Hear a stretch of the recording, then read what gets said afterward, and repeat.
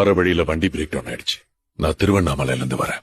தூரத்துல இருந்து பார்க்கும்போது உங்க கடையில தான் லைட் தெரிஞ்சது. போன் பண்ணி உதவி கேட்கலாம்னு நினைச்சா போன்ல சார்ஜ் இல்ல. உள்ள வரலாமா? போனை சார்ஜ் பண்ணாதான் மெக்கானிக்க கான்டாக்ட் பண்ண முடியும். உங்க சலூனா? ஆமா சார். இந்த சலூன் கட்டுறதுக்கு முன்னாடி இங்க என்ன இருந்துச்சு தெரியுமா?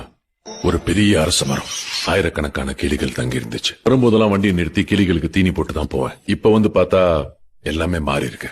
போன் சார்ஜர் இருக்குமா சார்? இந்த ஐபோன் சார். பக்கத்துல ஒரு மெக்கானிக் தெரியும். இஃப் யூ டோன்ட் மைண்ட் என்ன டிராப் பண்றீங்களா? அந்த லெஃப்ட்ல போ.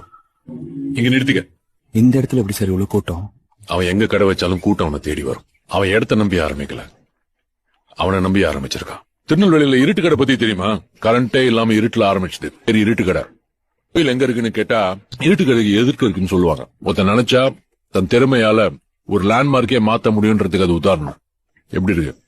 சூப்பரா இருக்கு. இதான் ஏன் இவ்வளவு கூட்டம் வருதுன்னு. ஒரு பொருள் அங்க மட்டும்தான் கிடைக்கும்னா அது எங்க இருந்தாலும் கூட்டம் தானா தேடி வரும். பூவை தேடிதான் எப்பவும் வண்டு வரும், வண்டை தேடி பூ போவாது.